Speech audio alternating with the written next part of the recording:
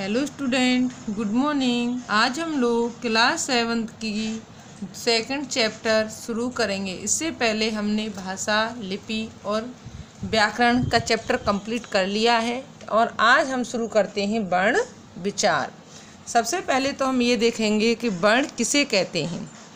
तो वर्ण भाषा की वह सबसे छोटी इकाई जिसके और खंड न किए जा सकें उसको हम क्या कहते हैं, वर्ण कहते हैं। यानी भाषा की वह सबसे छोटी इकाई जिसके और टुकड़े नहीं किए जा सकें उसको हम क्या कहते हैं, वर्ण। जिस प्रकार से जैसे शब्द होता है तो शब्द के हम टुकड़े कर देते हैं। जैसे मैंने लिखा है कमल, इसके हमने का प्लस आ प्लस माँ प्लस आ प्लस ला प्लस आ, इस तरीके से हम क्या कर लेते हैं, इसके टुकड़े कर देते हैं। क्या कर देते हैं, इसके टुकड़े कर देते हैं। तो इसको हम क्या कहते हैं, शब्द कहते हैं।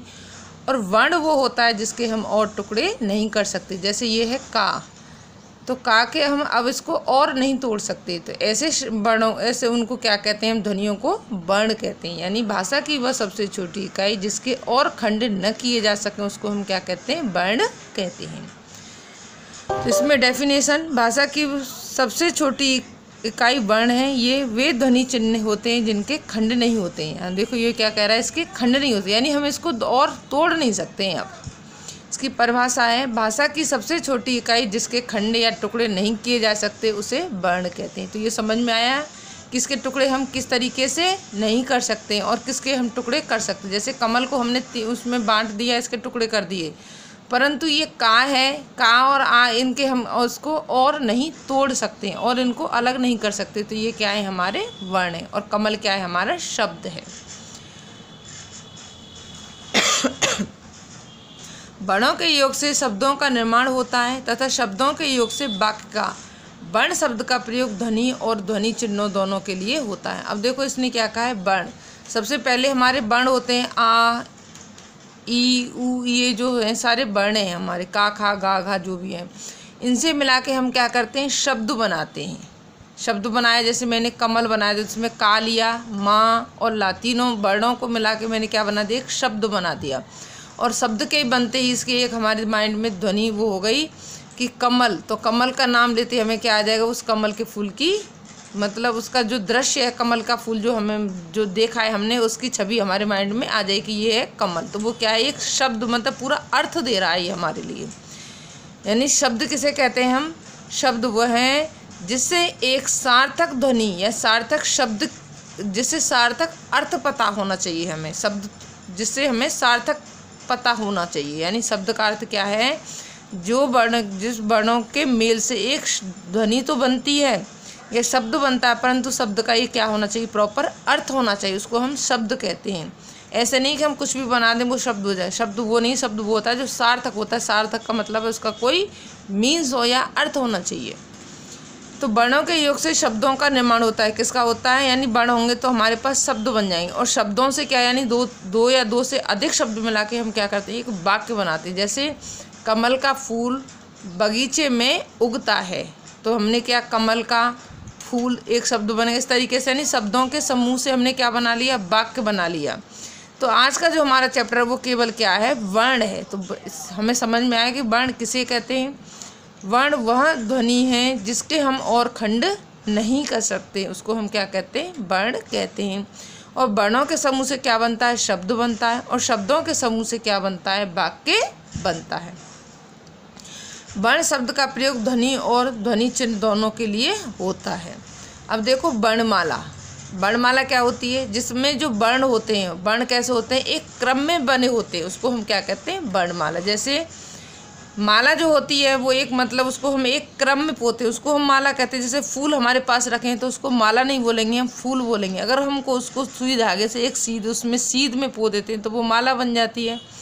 ऐसे ही वर्णमाला होती है। यानी वर्ण जब अलग अलग होते हैं तो उसको हम वर्णमाला नहीं बोल सकते। वर्णमाला कब बोलते हैं, जब वो सीधे, मतलब किसी क्रम में लिखे होते हैं। जिस तरीके जैसे आ, ई, बड़ी, उ, ए, सॉरी रारसी, ए, ओ, औ, यानी इस तरीके से जब क्रम में होते हैं उनको हम क्या बोलते हैं, वर्णमाला। यानी वर्णों का ऐसा समूह जो एक क्रमबद्ध तरीके से परोया गया हो या एक क्रमबद्ध तरीके से लिखा गया, उसको हम क्या बोलते हैं? वर्णमाला। वर्णमाला का शाब्दिक अर्थ होता है वर्ण प्लस माला, यानी वर्णमाला, वर्णों की माला, अर्थात वर्णों का समूह। अतः हम कह सकते हैं कि किसी भी भाषा के मूल ध्वनि चिन्हों के व्यवस्थित, यानी देखो उसने क्या दिया है, व्यवस्थित और क्रमबद्ध समूह को वर्णमाला कहते हैं। यदि हमने उसको आगे पीछे लिख दिया तो वो वर्णमाला नहीं होगी। वर्ण तो होंगे पर वर्णमाला नहीं होगी। वर्णमाला कब बनेगी? जब वो एक क्रम में बने होंगे, उसको हम कहते हैं वर्णमाला। वर्ण के दो प्रकार होते हैं, स्वर और व्यंजन। मुख्य रूप से ये दो ही होते हैं। इसके बाद इसने अयोगवाह दिया है। अयोगवाह इससे अलग होता है। वर्ण होते हैं पर ये अलग होते हैं, परंतु दो ही प्रकार के पड़ते हैं, स्वर और व्यंजन। सबसे पहले देखो स्वर किसे कहते हैं? जिन अक्षरों का उच्चारण बिना किसी रुकावट के स्वतंत्र रूप से होता है, या हम ये कह सकते हैं कि जिन वर्णों को हम बिना किसी दूसरे की सहायता से बोल सकते हैं, उसको हम क्या कहते हैं? स्वर कहते हैं। यानी जिन वर्णों का या जिन अक्षरों को हम बिना किसी रुकावट के या स्वतंत्र रूप से बोल सकते हैं, बिना किसी दूसरे की सहायता से बोल सकते हैं, उनको हम क्या कहते हैं? स्वर कहते हैं। यानी जिन वर्णों को हम बिना किसी दूसरे शब्दों या वर्णों की सहायता से बोल सकते हैं, उसको हम क्या कहते हैं? स्वर कहते हैं। स्वर निम्नलिखित हैं, यानी ये हमारे स्वर हैं: आ, ई, उ, औ, ऋषि, ए, ओ, औ। यानी कितने हैं ये हमारे? देखो 1 2 3 4 5 6 7 8 9 10 11, यानी 11 हमारे क्या हैं? पूरे स्वर हैं। कितने हमारे स्वर? 11 स्वर होते हैं हमारे। इसके बाद स्वर के 3 प्रकार होते हैं। स्वर के कितने प्रकार होते हैं? 3। अभी केवल हम स्वर के बारे में पढ़ेंगे, इसके बाद हम बाद में व्यंजन के बारे में पढ़ेंगे। ह्रस्व स्वर, दीर्घ स्वर और ये होता है विलुप्त स्वर। ह्रस्व स्वर किसे कहते हैं? जिन स्वरों के उच्चारण में कम से कम समय लगता है, वह ह्रस्व स्वर कहलाते हैं। यानी जिनमें बोलने में हमें बहुत कम समय लगता है, जैसे अ, ई, उ, ऋषि, यानी इनमें बहुत कम समय, यानी अल्प, जो सबसे कम समय में जिनका उच्चारण हो जाता है, उनको तो कहते हैं ह्रस्व स्वर। ह्रस्व का मतलब होता है छोटे स्वर। दीर्घ स्वर, यानी दीर्घ स्वर वो होते हैं जहाँ पर हमारे स्वरों में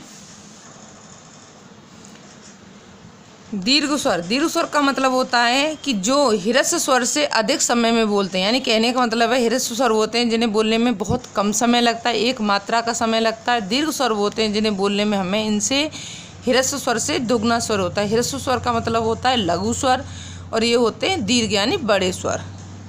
जिन शब्दों के उच्चारण में ह्रस्व स्वर से दुगना समय लगता है वे दीर्घ स्वर कहलाते हैं। आ, ई, औ, ए, यानी ये वैसे करके याद कर सकते हो आप। जैसे ये तीनों छोटे इधर आ गए, आ, ई, उ, तीनों आ गए, तो तीनों इसके ये रहे इधर, और दोनों ए और दोनों ओ किस में आते हैं? हमारे दीर्घ स्वरों में आते हैं। यहाँ पे तीनों मतलब छोटे छोटे और ऋषि, ये किस में आते हैं? ये दीर्घ स्वरों में आते हैं। इसके बाद है विलुप्त स्वर। जिन स्वरों के उच्चारण में ह्रस्व स्वर से 3 गुना समय लगता है उसे विलुप्त स्वर कहते हैं। इसका प्रयोग अधिकतर पुकारते समय किया जाता है। इसका चिन्ह, ये इसको मतलब ये इसका क्या है? चिन्ह बोलते हैं इसको। ओम की ध्वनि जो निकालता है, जैसे ओम, सुनो आदि, यानी इसको हम लम्बा खींचते हैं बोलते समय। इस तरीके से आज हमारा ये स्वर कंप्लीट हो गए। इसके आगे अयोगवाह हम अब नेक्स्ट वीडियो में पढ़ेंगे। Thank you.